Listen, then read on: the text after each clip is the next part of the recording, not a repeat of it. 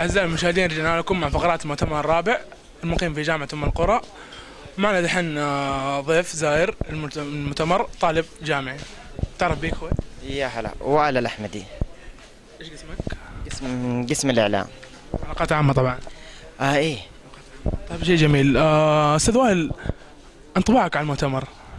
والله مؤتمر أكثر من رائع بصراحة، يعني من فوائد ودورات وأشياء كثير، يعني أشياء كثير تفيد الطالب الجامعي.